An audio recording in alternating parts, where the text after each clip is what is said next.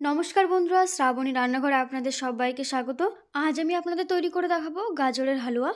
আর এই গাজরের হালুয়া এই শীতকালেই কিন্তু বেশি ভালো লাগে এবং অধিকাংশ বাড়িতেই কিন্তু শীতের সময় এটা গাজরের হালুয়া তৈরি করে থাকে।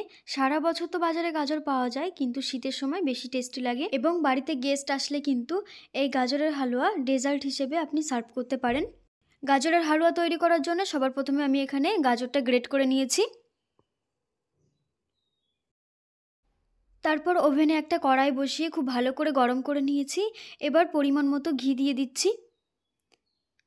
ঘিটা একটু গরম হয়ে আসলে দিয়ে দিচ্ছি কিশমিশ ও কাজু, একটু ভেজে নিচ্ছি। এগুলো গাজরের হালুয়ায় ব্যবহার করব। ভেজে উঠিয়ে নেওয়ার পর দিয়ে দিচ্ছি দুটো তেজপাতা ও ফাটিয়ে নেওয়া দুটো এলাচ। এলাচ থেকে যখন গন্ধ বেরোতে শুরু করবে সেই সময় দিয়ে দেব গ্রেট করে রাখা গাজর। আর এই সময় গ্যাসের ফ্লেমটা মিডিয়ামে রাখতে হবে। একটু নেড়ে চেড়ে দিয়ে দিচ্ছি খুব সামান্য পরিমাণে একটু লবণ। লবণটা গাজরের সাথে খুব ভালো করে মিশিয়ে নিচ্ছি। নিয়ে ঢাকা দিয়ে রান্না করে নেব।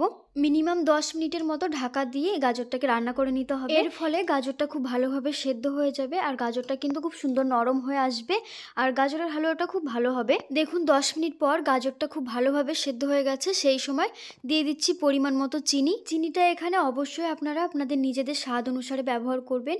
একটু টেস্ট করে নিয়ে দেখবেন। চিনিটা গাজরের সাথে খুব ভালো করে মিশিয়ে নিয়ে আবারও কিছুক্ষণের জন্য ঢাকা দিয়ে রান্না করে নেব চিনিটা গলে যাওয়া পর্যন্ত। দেখুন চিনি কিন্তু পুরোপুরিভাবে গলে গেছে, একদম গাজরের সাথে মিশে গেছে। এই সময় দিয়ে দেব পরিমাণ মতো দুধ। দুধটা কিন্তু আগেই জাল করে রেখেছিলাম।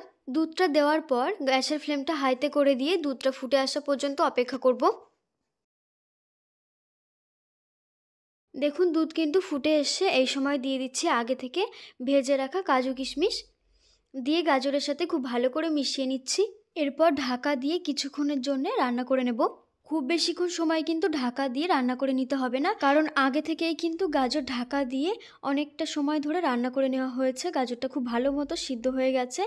এই সময় খালি দুধটা ভালো করে ফুটিয়ে নিতে হবে। দুধটা একটু ঘন হয়ে আসলে আর গাজরের হালুয়াটাও একটু শুকনো শুকনো হয়ে আসবে, সেই সময় গরম গরম গাজরের হালুয়া নামিয়ে সার্ভ করুন। আর এদিকে আমাদের গাজরের হালুয়া একদম তৈরি হয়ে গেছে আর গ্যাসের ফ্লেমটাও কিন্তু অফ করে দিয়েছি। তৈরি হয়ে গেছে গাজরের হালুয়া। এবার এইভাবে বাড়িতে গেস্ট আসলে ডেজার্ট হিসেবে একবার তৈরি করে দিন। আজকের এই আমার গাজরের হালুয়া রেসিপি আপনাদের কেমন লাগলো অবশ্যই জানাবেন।